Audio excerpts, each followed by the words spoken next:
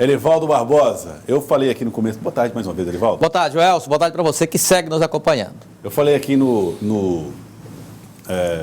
começo do jornal, que tem dois autores que precisam ser lidos por qualquer especialista em política. São livros clássicos, A Arte da Guerra, de Sun Tzu, e O Príncipe, de Nicolau Maquiavel. E falei que o terceiro livro seria escrito por você. Ah, quem me dera. Mas descobri agora há pouco que não é só por você, é você com a colaboração da Lídia Brito. Lídia Brito, que no final de semana dedicou boa parte da sexta e do sábado do estudo de Maquiavel. De Maquiavel, O Príncipe de Nicolau Maquiavel. Uma aula do professor Luiz Júnior. Foi, rapaz. Olha, Lídia Brito, boa tarde. Raimundo Júnior, professor de Ciências Sociais, meu amigo, lá na Universidade Federal do Piauí. Um grande abraço, professor. Excelente aula. Foi um aprendizado sábado, sexta e sábado. Pois olha, Lídia Brito, você e Elivaldo Barbosa vão descobrir os mistérios para se conquistar e dominar os principados. Não tenho dúvida nenhuma disso. Lídia Brito, boa tarde para você. Boa tarde, Joel. Seja bem-vindo de volta. Elivaldo, uma boa tarde a todos. Lídia Brito e Elivaldo Barbosa. Vamos então falar de política aqui no nosso Jornal do Piauí, com participação desses dois especialistas em Nicolau Maquiavel. Eu vou falar, Elivaldo Barbosa, começo com você, Elivaldo. Hoje hoje você foi à Câmara de Vereadores, você conversou com políticos para falar a respeito de reforma administrativa. O assunto chega à Câmara agora, Elivaldo? Chega sim, e agora será levado pelo secretário de Governo da Prefeitura de Teresina, Adolfo Nunes. Sobre o assunto, nós tratamos hoje, que foi logo após a reunião, que vamos mostrar também daqui a pouquinho, que tratou de uma operação de crédito da Prefeitura junto à Agência Francesa de Desenvolvimento. Sobre, inclusive, Joelson, essa relação aí, se está ou não afinada, se existe ou não existe estresse na relação do secretário de Governo, Adolfo Nunes, que já foi deputado estadual, com os vereadores, principalmente os da base aliada ao Palácio da Cidade. Então vamos acompanhar com Elivaldo Barbosa. O secretário de Governo confirmou dia e hora para a chegada na Câmara Municipal da mensagem que trata da reforma administrativa na Prefeitura. Amanhã, às 10 horas da manhã, nós vamos à sede da Câmara Municipal para fazer a entrega, inclusive com um audiovisual. A reforma prevê criação da Secretaria de Defesa Civil e da Coordenadoria de Segurança para compensar as secretarias de concessões e parcerias público-privadas e de comunicação viram coordenações ligadas às secretarias do Planejamento e de Governo.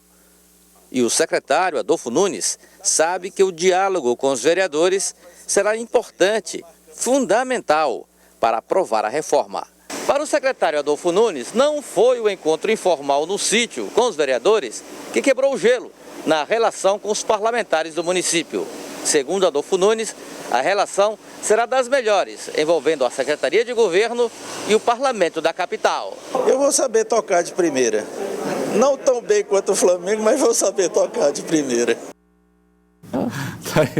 Olha, ele pode usar o termo tocar, tanto falando do futebol como da música também. É um fã do rock inglês, o secretário Adolfo. É verdade, eu soube até que ele foi num sítio de um parlamentar, uma visita de cortesia, de confraternização, e lá ele saiu até uma músicazinha ao vivo, cantor. Roberto Carlos. Roberto Carlos, exatamente, então, foi bem afinado.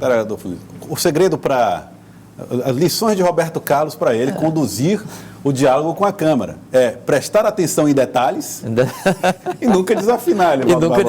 Ele chega lá tranquilo. E amanhã vai ser o primeiro ensaio, ao vivo, né, para valer, de corpo presente. É verdade. Agora, Lídia Brito, como é que está essa relação, né? Quer dizer, existe algum receio? Porque também essa relação tem muitas emoções. Muitas emoções, olha, é verdade, Elivaldo Barbosa, bem lembrado.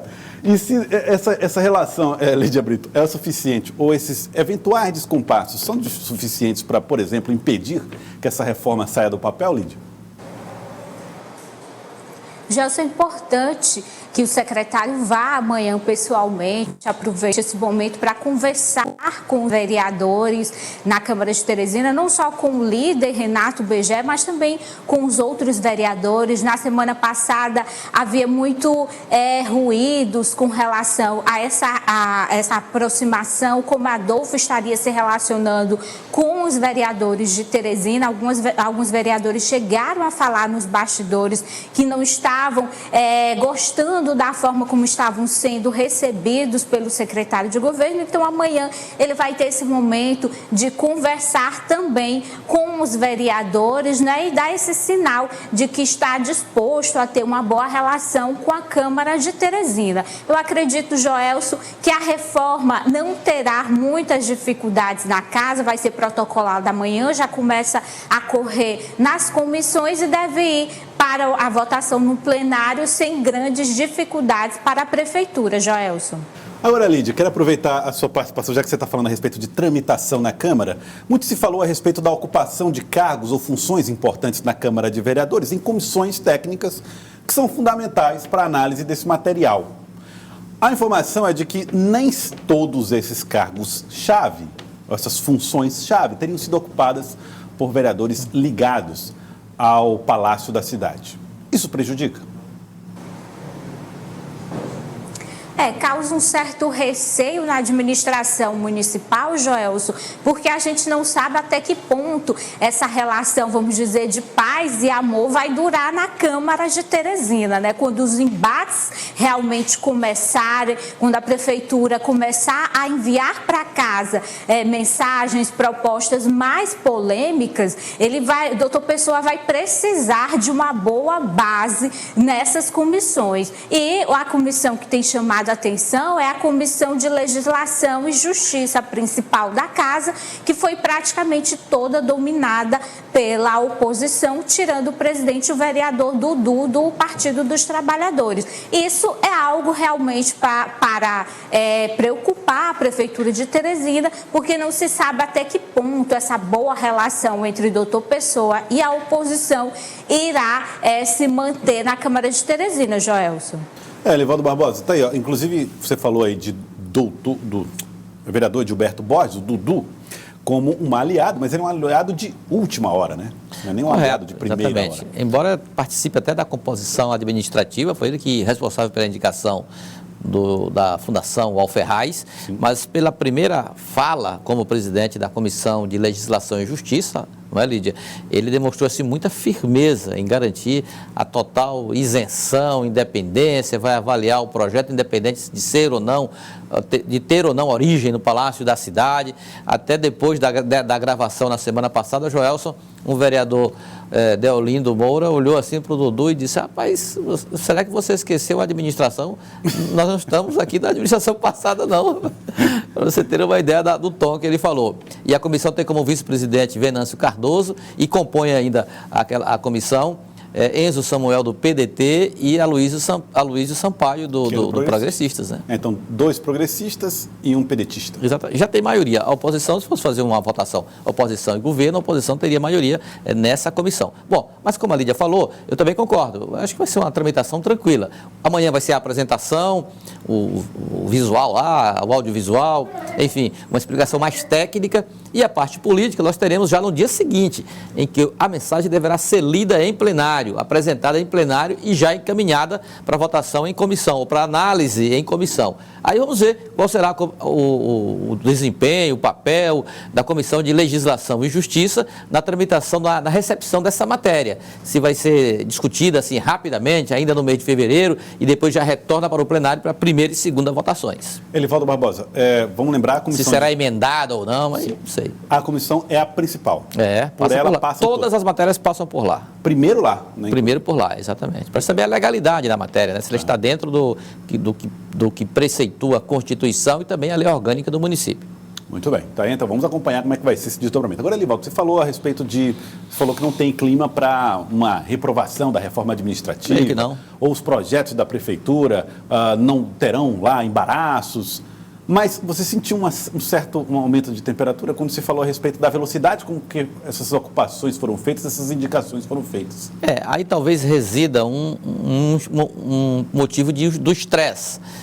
Você sabe que os vereadores, sobretudo os que participaram efetivamente da campanha, eles participam da estrutura administrativa da prefeitura. Isso é assim em todas as gestões, pode ser qualquer uma.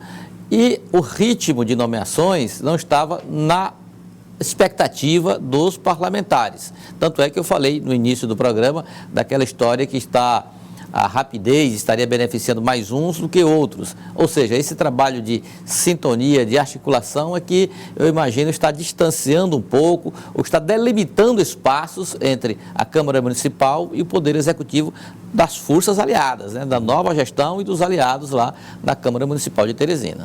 Lídia Brito, o que você sentiu do Poder Público Municipal com essa reforma administrativa? Qual era a intenção?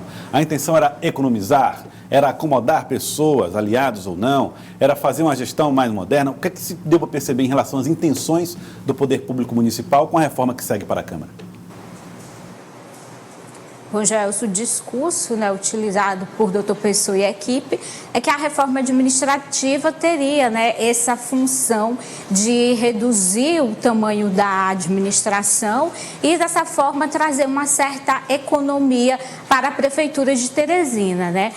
Não foi uma reforma profunda com relação a tamanhos de secretarias, mas alguns programas foram extintos da administração municipal, como, por exemplo, o Colab, que é aquele programa que foi criado pela gestão do ex-prefeito Firmino Filho, que era um aplicativo, né, que a população podia se comunicar com a prefeitura, fazer reclamações com relação ao seu bairro ou algo que estivesse prejudicando a sociedade. Segundo o secretário de governo Adolfo Nunes, com a extinção do Colab, a ouvidoria ela vai ser modernizada para que a população tenha um canal moderno de comunicação com a prefeitura. Segundo ele, o Colab tinha um custo de 350 mil e a prefeitura achou melhor, então, extinguir esse programa e, com isso, modernizar a ouvidoria. Então, não é uma reforma muito profunda, né? Mas, segundo o secretário, foi seguido também a legislação com relação